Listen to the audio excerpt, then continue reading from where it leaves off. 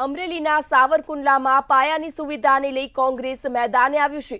ત્યારે સમાચાર અમરેલીથી સામે આવી રહ્યા છે, જ્યાં પાયાની સુવિધાઓને લઈ કોંગ્રેસ મેદાને આવ્યું છે। ત્યારે જિલ્લા કોંગ્રેસ પ્રમુખે આજે નગરપાલિકા ખાતે હલ્લાબોલ કર્યો। પ્રતાપ દુધાત દ્વારા હલ્લાબોલ કરી પાલિકાનો ઘેરાવો કરવામાં આવ્યો। ત્યારે આ સમગ્ર મામલે ચીફ ઓફિસરને આવેદનપત્ર આપી રોષ ઠાલવ્યો।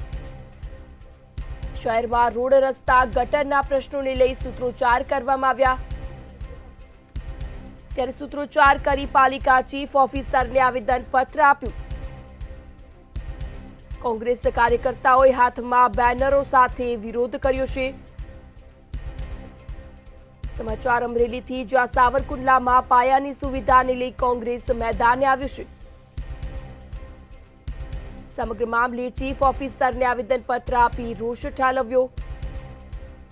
શહેરમાં રોડ રસ્તા ગટરના પ્રશ્નોને લઈ સૂત્રોચ્ચાર કરવામાં આવ્યા। અમરેલીથી આ સમાચાર, જ્યાં સાવરકુંડલામાં પાયાની સુવિધાને લઈ કોંગ્રેસ મેદાને આવ્યું છે।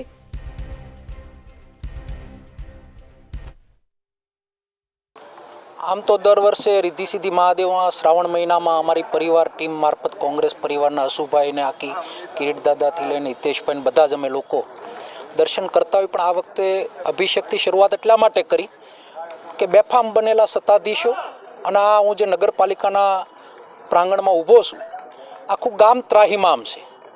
ગામ પોકારી રહ્યું છે કે આમાંથી અમને મુક્તિ આપો। ત્યારે કોંગ્રેસ પરિવારે હંમેશા કોઈ પણ ખોટા કાર્યની આગેવાની લીધી છે ને એના ભાગરૂપે આજે આવેદનની મુદ્દાઓમાં 18% હાઉસ ટેક્સની ઉપર વ્યાજ। હું આ મીડિયા મારફત સરકારને પૂછવા માગું છું કે એક બાજુ ગૃહમંત્રી વ્યાજખોરોને જેલમાં પૂરવાની વાતો કરે છે, બેન્કિંગ વ્યાજ 8%, 9%, 18% એટલે પઠાણી વ્યાજ થયું ગણાય, તો શું આ નગરપાલિકાના ચીફ નગરપાલિકાના પ્રમુખને જેલમાં પૂરવાનું કામ કરશે ખરા?